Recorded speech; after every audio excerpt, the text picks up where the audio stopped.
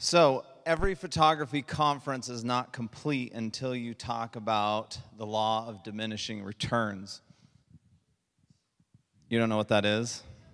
Okay, the law of diminishing returns is a very simple concept in economics where no matter how much more effort and time and energy and money you put into a product, the client sees no additional quality, and the client sees and is not willing to pay you any money for that. That's what we call the point of diminishing returns, where it's no longer valuable for you to do anything else to your product. Now, if that's a little bit too academic for you, we can look at it this way. The law of diminishing returns states one bowl of ice cream is very yummy. 2 bowls of ice cream cost you twice as much money, and it's still pretty good.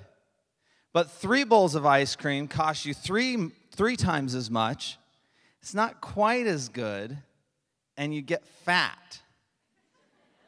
So that's the law of diminishing returns. Now, I'm a wedding photographer, and I shoot weddings. And so let's all pretend, I want everybody to put on your pretend caps, and pretend that you are my wedding client.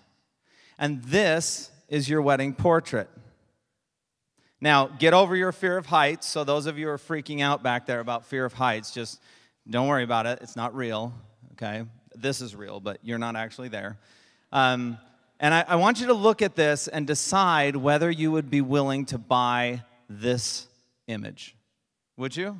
Show of hands. Let me know. You're going to buy this? Okay, 8 by 10, 11 by 14, 16. Kenny, would you buy let's say a 30 by 40 canvas? You're doing that one. Okay, Kenny's buying a 30 by 40 canvas of this, so I've already sold and made money. That's fantastic. Thanks, Kenny. I'll get with you later for your credit card.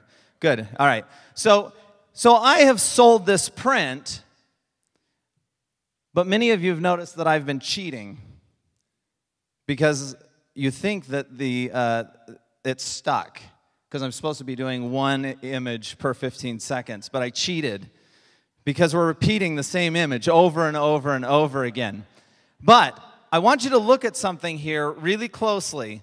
Would you'll buy that one, Kenny, but I want you to look at it really closely and tell me if you'd pay more for, wait for it, would you pay more for that one? Did you see the difference? Come on. You're all wedding photographers here, right? Everybody here is a professional. You can't see the difference between the 2 images that have been going back and forth? What kind of professionals are you? Now, if you have a hard time seeing the difference between the images that have been going back and forth, I want you to ask you, how difficult is it for your clients to see the difference between your effort in a 10 or 20 or 30 minutes on your Photoshop work and the one you just exported from Lightroom? If your clients can't seem to see the difference, you have just reached the point of diminishing returns.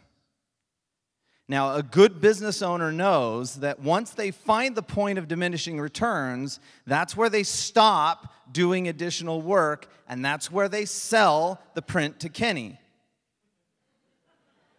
And you stop, and Kenny's still willing to pay the price for the photo that wasn't even retouched. Okay, now, some of you are back there with your inner artist, and your inner artist is saying, "No, this is too important. I must have control." For some reason, your inner artist sounds like Batman. But it's all about efficiency, folks. And if you aren't willing to give up some of that control, you're going to be wasting time. And in the end, you need to speed up your post-production, and you need to get rid of that inner artist so that you can spend time with them.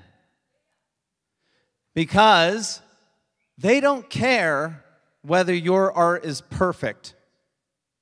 All they want to do is spend a little extra time with you. Thank you.